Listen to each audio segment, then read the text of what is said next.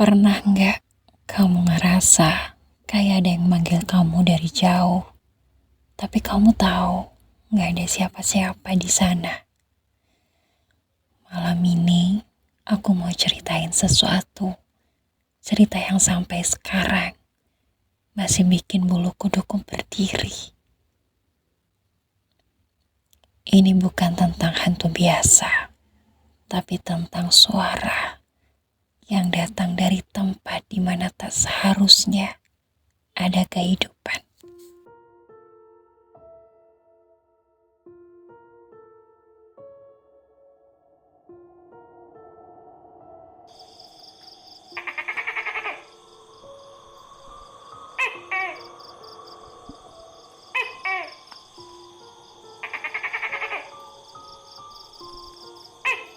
Desa itu bernama Lestari. Jalannya sempit, banyak pepohonan tinggi, dan kalau malam tiba, hanya ada suara air di sungai dan gamelan samar di kejauhan.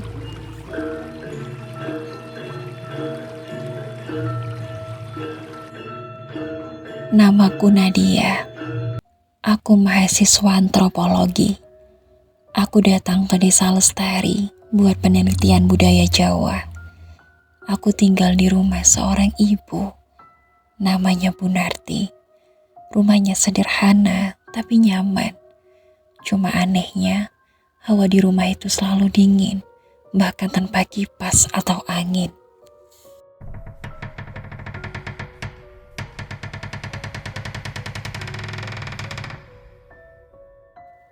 Waktu pertama datang, Bu Narti bilang begini, "Duk, kalau malam jangan keluar rumah ya. Kalau dengar suara gamelan dari hutan, pura-pura aja nggak dengar." Aku cuma senyum. Kupikir cuma mitos kampung. Tapi malam itu, aku dengar suara gamelan. Halus banget. Tung, ting, dung. Kayak seseorang lagi latihan, tapi jauh banget.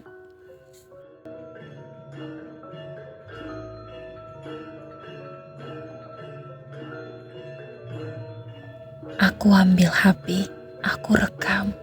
Tapi waktu ku dengerin lagi, ada suara lain di dalam rekamannya. Aku yakin aku sendirian malam itu.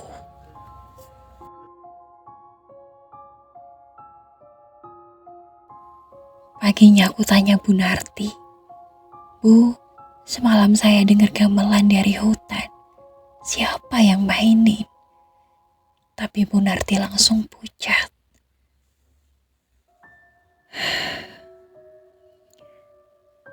"Duk, yang kamu dengar itu bukan manusia.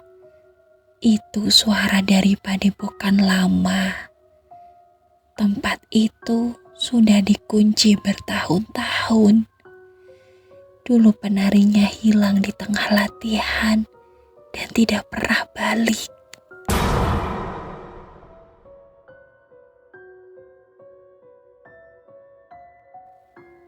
Malam berikutnya, aku mimpi. Dalam mimpi itu aku melihat perempuan menari, pakai selendang putih, tapi mukanya buram.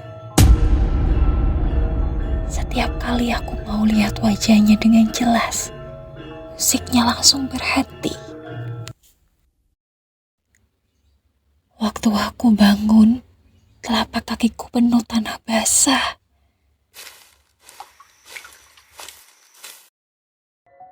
Dan malam ketiga, temanku Dita juga dengar gamelan itu.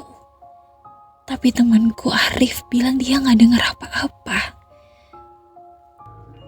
"Nat, kamu dengar gak?" "Iya, itu gamelan kan." Tiba-tiba kami dengar langkah kecil di luar jendela. Suaranya kayak kaki seorang menari dengan pelan. Aku memberanikan ngintip di bawah pohon besar. Tapi yang kulihat ada bayangan putih berdiri.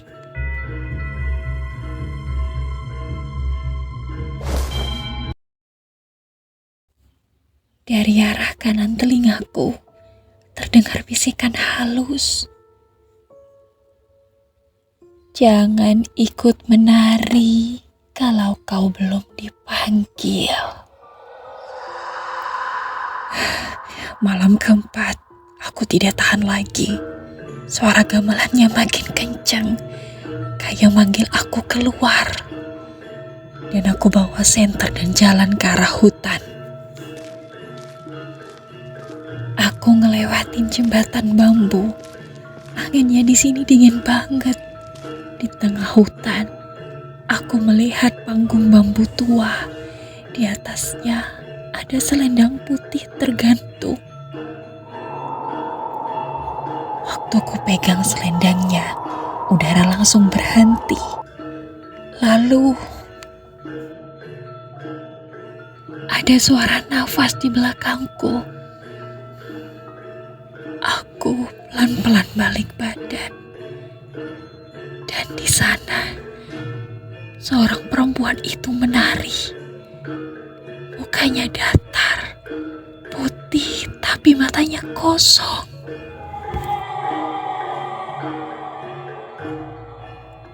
Sudah waktunya kamu ikut menari bersamaku, Nadia.